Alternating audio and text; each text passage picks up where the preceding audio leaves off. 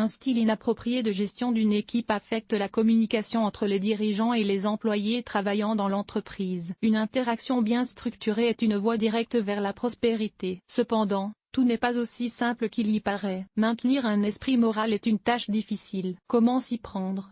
Les aspects clés de la gestion d'une équipe. La gestion d'une équipe requiert un certain nombre de compétences. Il convient également de rappeler les fonctions de ce processus. En voici quelques-unes. Souvent, les employés ne parviennent pas à trouver un équilibre entre leurs intérêts personnels et professionnels. Il est important que les dirigeants voient une ligne commune entre ces domaines et ne la franchissent pas. Le flux de travail exige une observation vigilante. Dans la plupart des cas, les entreprises sont composées d'employés. Ils ne sont pas copropriétaires de l'entreprise et travaillent donc avec la moitié de leur cœur, et non à 100%. Les employés d'une équipe requièrent une approche particulière. Compte tenu de ces éléments, aucun modèle ne peut être utilisé en matière de gestion. Vous devez trouver un langage commun avec chacun d'entre eux. Il est peu probable que l'équipe accomplisse la tâche avec une précision de 100%. Comme le souhaiterait le chef. Les tâches doivent donc être claires. Les personnes extérieures devraient voir le respect et la protection se manifester de la part des supérieurs envers les subordonnés. Ne créez pas de solution aux problèmes.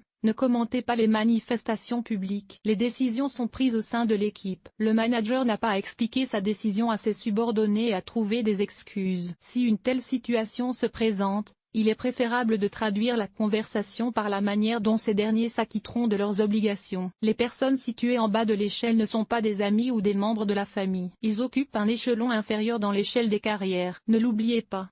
Il existe de nombreuses situations différentes au travail. Il arrive qu'un supérieur hiérarchique se conduise de manière erronée ou impolie. Dans ce cas, il n'a pas à s'excuser ou à essayer de se justifier. Vous ne pouvez pas participer à la diffusion de ragots ou à la rupture de l'unité. Toute tentative de ce type de la part d'un de ses collègues doit être immédiatement réprimée. Si les subordonnés se sont acquittés de la tâche, ils doivent être félicités. Les dirigeants ne doivent pas traiter leurs subordonnés comme des esclaves. Les employés doivent être respectés et obéis sur les questions de travail. Nous retenons l'attention de l'employé. La gestion d'une équipe commence par l'appropriation de l'attention. Il existe plusieurs options pour y parvenir. Les secrétaires, les réseaux locaux, les communications téléphoniques et l'Internet viennent à la rescousse. Il faut comprendre qu'on a été appelé par le chef. Pour passer à la conversation, tous les problèmes doivent être remis à plus tard. Au cours de la conversation, le superviseur doit faire preuve de retenue et de calme. L'émotivité n'est pas utile ici. Elle n'est nécessaire que dans la communication personnelle. Si un lien intermédiaire est utilisé sous la forme d'une secrétaire, l'émotion doit être reportée à plus tard. Démonstration de pouvoir. Cette méthode de management est efficace. Elle rappelle aux collaborateurs la nécessité de les observer et de les subordonner. C'est difficile pour les managers qui viennent de recevoir un poste. Ils se concentrent sur leur propre nature et jouent les gros bras. Mais c'est une erreur. En effet, les règles et les fondements tacites ont été formés au sein de chaque équipe pendant de nombreuses années. Et pour établir le travail de l'entreprise, vous devez apprendre à connaître et à trouver un langage commun avec chaque employé. Vous pouvez démontrer votre pouvoir de plusieurs manières. En changeant le timbre de la voix, et en exprimant des émotions spécifiques. Gestes.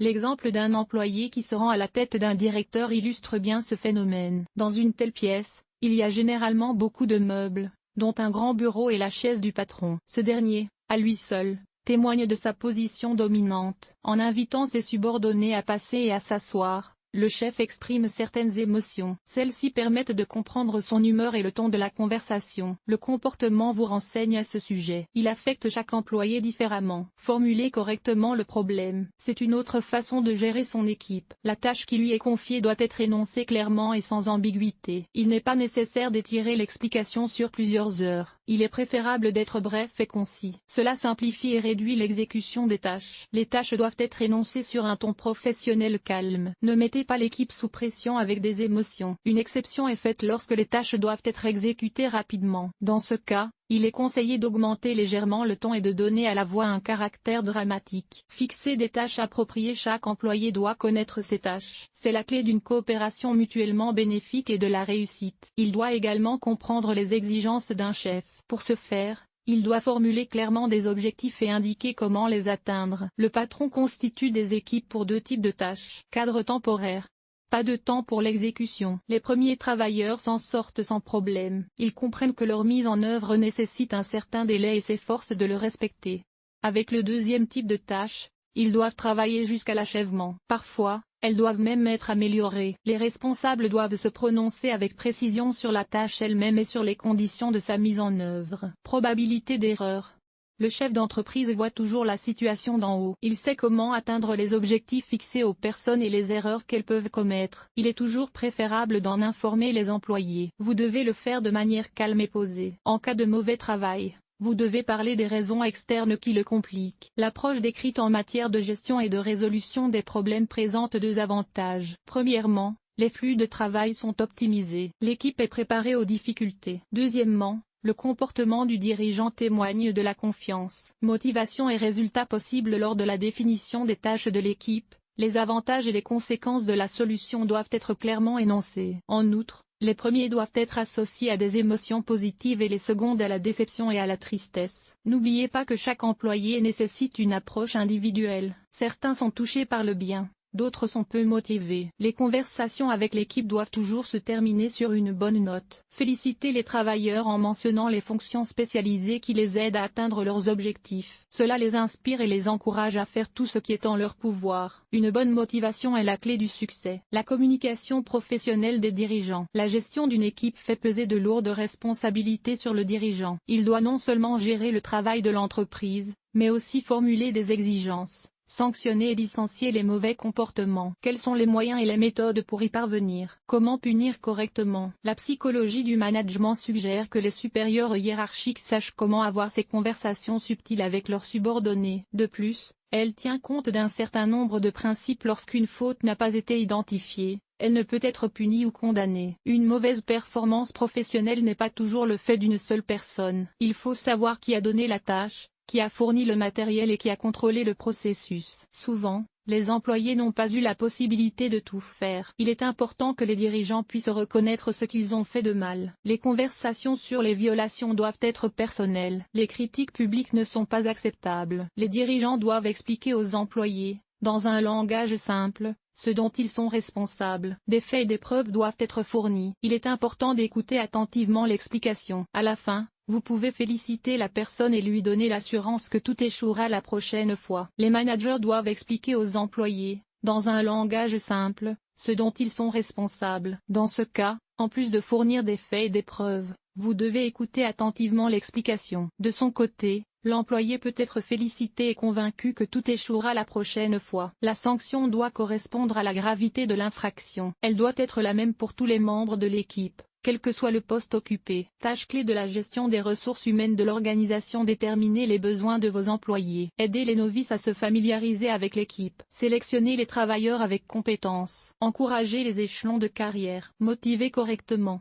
Apprendre à combattre les malentendus et les conflits. Les sciences humaines peuvent également aider les employés à se développer. En outre, tant sur le plan personnel que professionnel. Principe d'un management efficace: en général, le dirigeant évalue la situation, fixe des objectifs, décide de la manière de les atteindre et contrôle le processus. Pour gérer une équipe, il doit être organisé et décent. Il doit également être capable de résoudre les problèmes à tous les stades du travail. Un employé doit travailler dur, faire preuve d'initiative, d'intégrité et d'ambition. Le désir de progresser dans l'échelle des carrières n'interfère pas. Les styles de gestion d'équipe les plus efficaces: vous pouvez gérer vos collaborateurs de plusieurs manières directives. Le chef communique avec l'équipe sur un ton ordonné. Il contrôle tous les comportements, mais fixe également un cadre strict de comportement et impose des sanctions en cas de désobéissance. Autoritaire.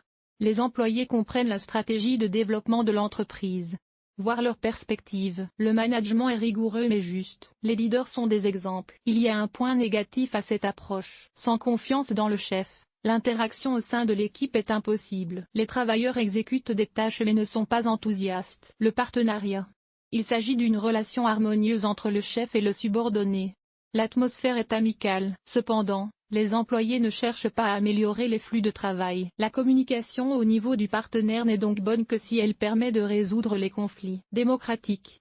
Le nom parle de lui-même. L'action des dirigeants vise à maintenir la compréhension. Il n'y a pas de contrôle sur le sens direct du mot. Tout le monde s'engage à atteindre un objectif unique. D'un côté, une telle relation est suspecte. D'autre part, c'est un inconvénient majeur. Les subordonnés ont besoin d'un contrôle permanent. Leur comportement doit être constamment dirigé et régulé. Donner du rythme. Comment gérez-vous votre équipe au travail en utilisant ce style de comportement? L'exemple de la succion. Le patron montre quelles actions peuvent être réalisées. Selon lui, les employés travaillent également à plein régime. Ce principe de gestion ne convient pas aux entreprises où des tiers interviennent dans le processus de travail. Le coach. Selon le livre sur la psychologie de la gestion d'équipe, l'employé a besoin d'un développement constant. Grâce à lui, des relations saines s'établissent au sein de l'entreprise et les objectifs sont atteints plus rapidement. Ce style est inefficace si l'employé ne veut pas travailler sur lui-même, il doit pouvoir travailler sur lui-même. Lequel des principes et styles décrits par l'équipe est le meilleur? Il est difficile de répondre avec certitude. Tout dépend des qualités personnelles de chaque employé. Peut-être faut-il combiner plusieurs styles pour en augmenter l'efficacité. Comment gérer une équipe? Il existe 3 types de moyens d'influencer une équipe: la gestion, l'économie et la psychologie sociale. La première encourage les employés à se souvenir de leurs obligations disciplinaires et professionnelles afin qu'ils respectent les règles établies. La seconde suggère des récompenses matérielles pour le bon travail. D'autres encore établissent des relations saines au sein de l'équipe. Ces méthodes de management ont depuis longtemps prouvé leur efficacité. De plus en plus, de nouvelles méthodes viennent les égaler. Les méthodes de reporting trimestriel. L'employé choisit lui-même comment résoudre les tâches qui lui sont confiées. Il doit préparer des rapports dans les délais impartis et rendre compte à la direction du travail accompli. Planification structurée. Elle fait partie de plusieurs responsabilités interdépartementales. Chacune d'entre elles vise un objectif commun. Gestion des situations.